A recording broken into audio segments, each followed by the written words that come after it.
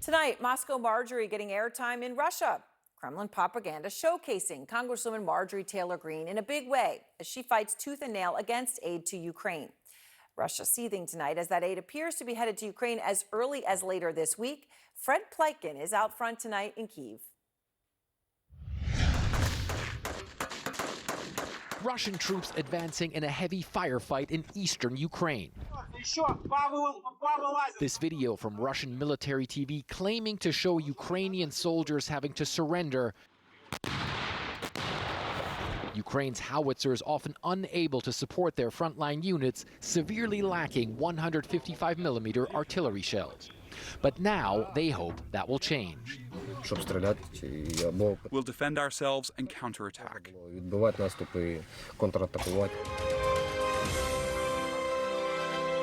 Kremlin-controlled media seething after the House passed the Ukraine aid bill, while praising Republican Representative Marjorie Taylor Greene for trying to derail it, leading former Republican Congressman Ken Buck to give her the nickname Moscow Marjorie on Out Front. And Moscow Marjorie is focused now on this Ukraine issue and getting her talking points from the Kremlin. Marjorie Taylor Greene. Congresswoman Marjorie Taylor Greene, who New York Post already dressed in a Ushanka hat with a star, officially putting her in the ranks of Kremlin agents, called Speaker Johnson a Democrat elected by Ukraine. Greene also said that Johnson betrayed not only Republicans, but the whole of the USA. Nonetheless, the U.S. military aid will be bigger this year compared to the past years. And of course, there is nothing good in that. Russia's foreign minister going even further, threatening nuclear confrontation. Westerners are teetering dangerously on the brink of a direct military clash between nuclear powers, fraught with catastrophic consequences. Particularly that it's the troika of Western nuclear states that are among key sponsors of the criminal Kyiv regime.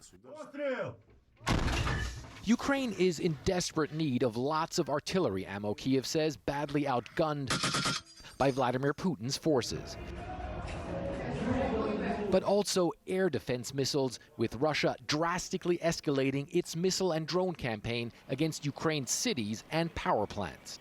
Ukraine's president saying he's grateful for the aid, but the weapons need to come fast.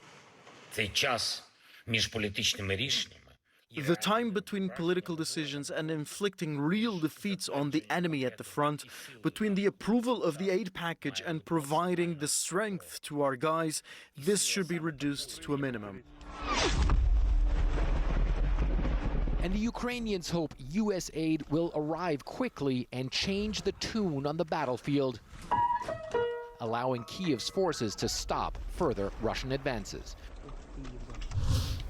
And Fred, of course, you're in Kyiv, and you have been there through this as Ukraine has been just desperately hoping and saying their need for U.S. assistance now for months and months. Now it looks like they can finally get it. What about that point Zelensky was making? Does it come fast enough? Is this too little, too late?